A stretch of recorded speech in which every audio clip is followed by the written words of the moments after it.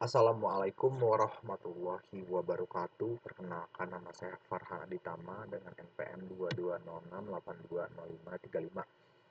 Di sini saya akan mengexplain hasil dari ujian akhir semester saya di mata kuliah Sistem Konversi Energi bersama Pak Ahmad Nidra.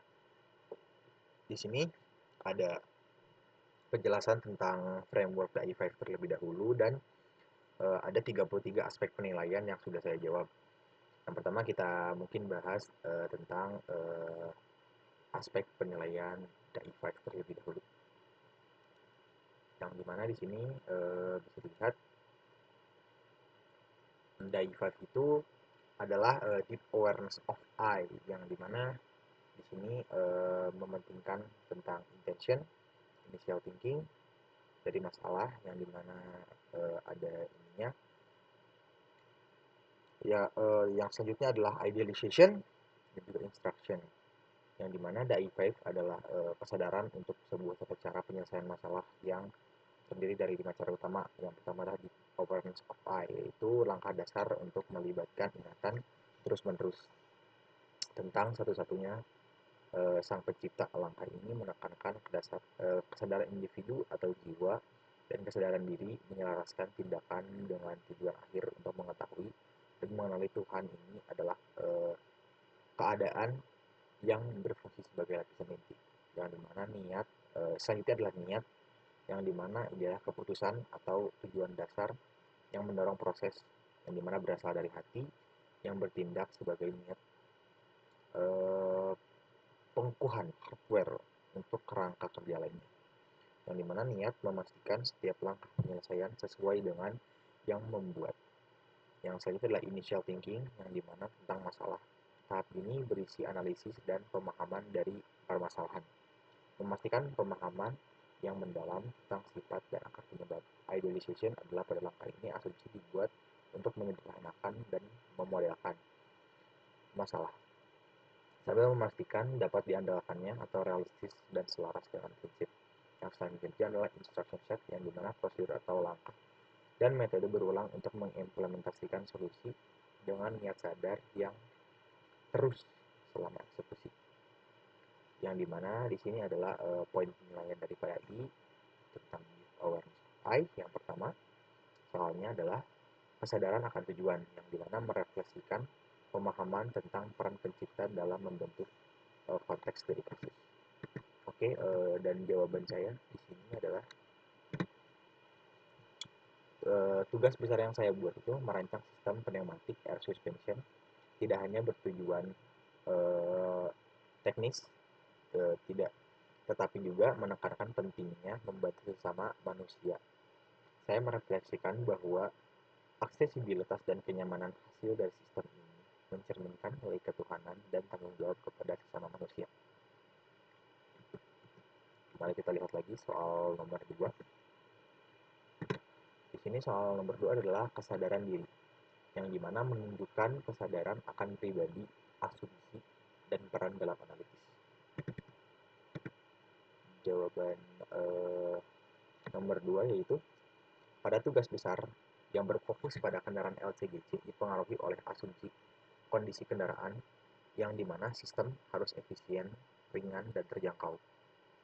Pembatasan desain pada objek ya perancangan saya ini dipengaruhi oleh kebutuhan spesifikasi dari kendaraan LCGC itu sendiri. Oke, soal nomor 3, yang dimana pertimbangan etis, termasuk implikasi moral dan etika dalam menangani studi kasus. Nah, di sini saya mempertimbangkan keberlanjutan dengan menggunakan sistem yang hemat energi, mengurangi konsumsi daya melalui pengaturan tekanan optimal 7 bar, dan mendesain mempertimbangkan biaya rendah untuk menunjukkan perhatian terhadap dampak sosial, ekonomi, dan lingkungan. Dan di nomor 4 adalah integrasi sisi IT, cara cerdas ingat Tuhan menjaga ingatan sang pencipta di seluruh esai. Mungkin kita lanjut baca soalnya dulu secara bab-bab agar lebih cepat nantinya. Yang kelima adalah refleksi kritis untuk menunjukkan kedalaman dalam menghubungkan solusi teknis dengan dampak spiritual dan sosial yang lebih luas. Yang keenam adalah kontinuum kesadaran, bukti analisis sadar yang tidak terganggu dan progresif. Nomor 456, jawaban yang saya berikan adalah di sini 456, integrasi sisi IT cara cerdas ingat Tuhan, menyatakan solusi teknis. Jadi ini adalah bentuk dari kontribusi yang sejalan dengan upaya pendekatan diri kepada Sang Pencipta dengan memberikan manfaat kepada sesama melalui desain sistem yang meningkatkan kenyamanan dan aksesibilitas. Dan yang kelima, meningkatkan kenyamanan penumpang pada kendaraan LCGC dan mementingkan aspek conscious pada Sang Maha Pencipta untuk menciptakan sistem yang bermanfaat, menekankan pentingnya desain yang mendukung keberlanjutan dan efisiensi. Yang keenam adalah menunjukkan kesinambungan mulai dari identifikasi masalah suspensi konvensional yang kurang nyaman, penyusunan desain dari tekanan optimal, volume udara, dan kapasitas tabung disusun secara progresif dan terstruktur. Soal nomor 7 sampai 11 bisa kita baca terlebih dahulu, yaitu tentang intention. Soal nomor 7 di sini adalah kejelasan niat yang menyatakan bahwa niat yang jelas dan terarah yang selaras dengan tujuan akhir dari pengakuan Sang Pencipta. Yang kedelapan adalah penyelarasan tujuan, keselarasan studi kasus tujuan dengan nilai yang lebih tinggi prinsip global. Yang ke-9 adalah relevansi niat, yaitu untuk memastikan niat menangani kebutuhan teknik di dunia nyata secara efektif. Yang ke-10 adalah fokus keberlangsungan, yang dimana bermaksud solusi yang mempertimbangkan dampak lingkungan, sosial, dan ekonomi secara jangka panjang. Yang ke-11 adalah fokus dan kualitas menunjukkan niat sadar untuk memprioritaskan keandalan, akurasi, dan presisi. Jawaban nomor 7 sampai 11 adalah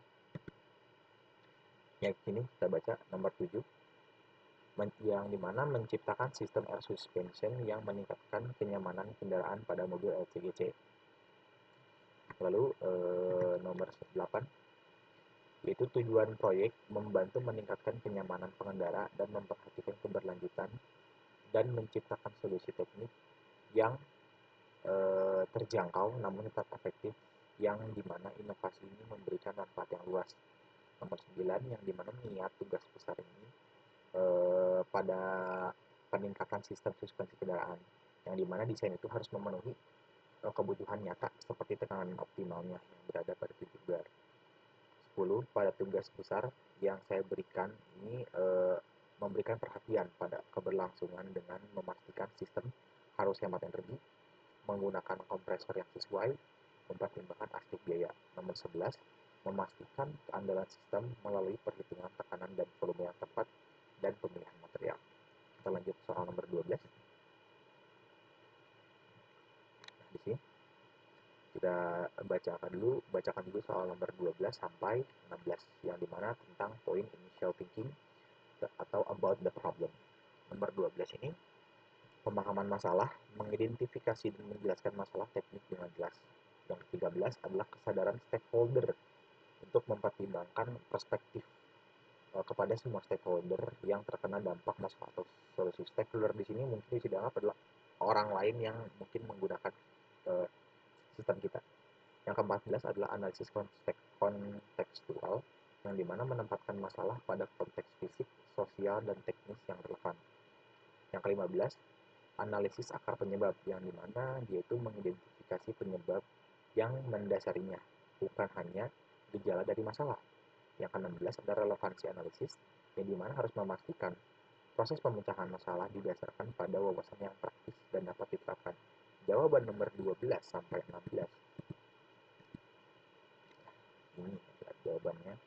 Yang dimana 12 itu kurangnya kenyamanan pada suspensi standar kendaraan LCGC saat digunakan. Sistem suspensi konvensional seringkali kaku dan kurang fleksibel dalam menyerap getaran.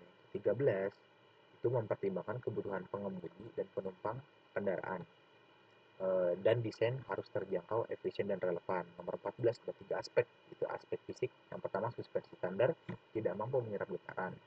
Yang kedua, aspek sosial, peningkatan kenyamanan dengan harga terjangkau. Yang ketiga, aspek teknis, yaitu sistem air suspensi dapat menyesuaikan tekanan udara sesuai dengan bebannya. Nomor 15, suspensi konvensional, yaitu dengan tingkat kekakuan tinggi. Yang selanjutnya adalah keterbatasan dalam desain standar. Yang ke-16, menghitung tekanan optimal dan volume udara yang dibutuhkan. Oke, lanjut kita soal nomor 17. Ini dia. Soal 17 adalah penggunaan data dan bukti menggunakan data yang kredibel, akurat, dan memadai untuk mendukung pemahaman masalah. Kita jawab dulu nomor 17. Di mana nomor 17 di sini adalah penggunaan data. Di sini saya menggunakan prinsip termodinamika untuk kondisi tekanan sekitar dan mekanika fluida serta sistem konversi energi itu sendiri.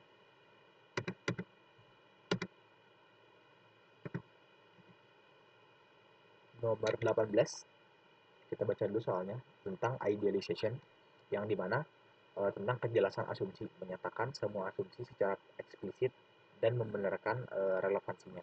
Yang ke-19 yaitu kreativitas dan inovasi, mengusulkan solusi secara ideal dan unik.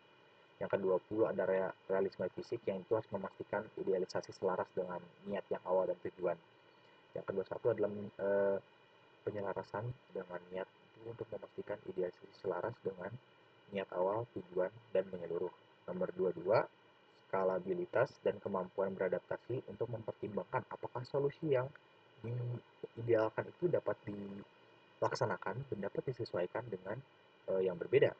Yang kedua tiga yaitu kesederhanaan dan keanggunan, yang dimana di sini mengusulkan solusi yang efisien, sederhana, dan elegan untuk memecahkan masalah yang kompleks. Nomor 18 sampai 23. Jawab. Nomor 18 di sini adalah tekanan kerja optimal pada sistem 3 sampai 8 bar. Itu kapasitas tabung udaranya itu 3 liter dan jenis kendaraannya adalah LCC.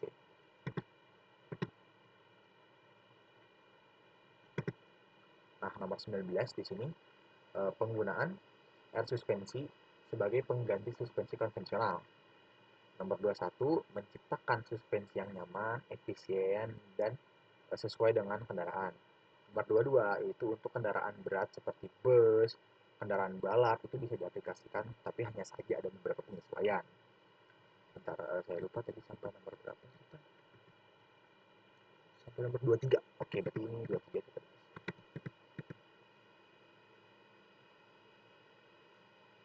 Nah, nomor 23 ini adalah menggunakan tabung udara dengan volume 3 liter, di mana integrasi komponen kompresor yang berudara situ. Oke, nomor 20 jawabannya secara terpisah karena isinya adalah rumus-rumus. Nah, nomor 20 di sini saya menggunakan beberapa rumus yang saya gunakan di tingkat besar.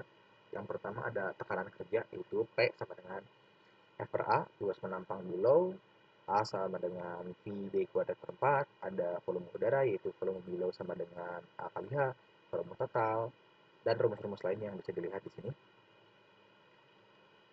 Nah, lalu kita lanjut ke nomor 23. Yaitu menggunakan tabung udara dengan volume 3 liter, integrasi komponen kompresor bila udara masih cukup. Oke, lanjut. Berarti tinggal di bagian yang terakhir. Nah, ini di bagian instruction yang dimana nomor 24 itu kejelasan langkah, yang dimana harus menguraikan setiap langkah dari proses solusi dengan jelas dan logis. Nomor 25 kelengkapan, itu termasuk semua aspek dari relevan dan solusi. Ya, yang 26 interpretasi fisik, menjadi menjelaskan arti fisik dari semua hasil numerik dari tulisan. Nomor 27 meminimalisasi kesalahan, termasuk prosedur untuk mengurangi kesalahan. Nomor 28 adalah verifikasi dan validasi, untuk menyediakan metode untuk memverifikasi dan memvalidasi solusi. 29 adalah pendekatan iteratif, yaitu menunjukkan kesiapan untuk mengulangi dan menyempurnakan solusi jika diperlukan. 30 itu integrasi keberlanjutan, mempertimbangkan praktik berkelanjutan dalam tindakan solusi. 31 efektivitas komunikasi, menyajikan instruksi dengan cara yang tepat dan dimengerti. 32 itu penyelarasan dengan kerangka kerja DAI5, yang dimana menjaga korehensi dengan DAI5. Nomor yang terakhir adalah kualitas dokumentasi, di mana harus menyediakan dokumentasi solusi yang jelas, lengkap, dan profesional. Oke, jawaban terakhir. Nomor 24 itu langkah-langkahnya saya sudah membuat diagram flowchart. Di sini ada identifikasi, perhitungan teknis, pemilihan komponen, dan pengaplikasian. Nomor 25 di sini ada perhitungan teknis, desain komponen, dan pemilihan material. Nomor 26, di sini ada hasil numerik, itu pada tekanan hasil numeriknya itu tiga hasil numerik pertama itu ada tekanan pada 6,93 bar, komponennya itu ada volumenya itu ada 7,08 liter dan daya kompresornya itu ada di 1 kW. Nomor 27 itu penggunaan tekanan 7 bar agar tidak overpressure.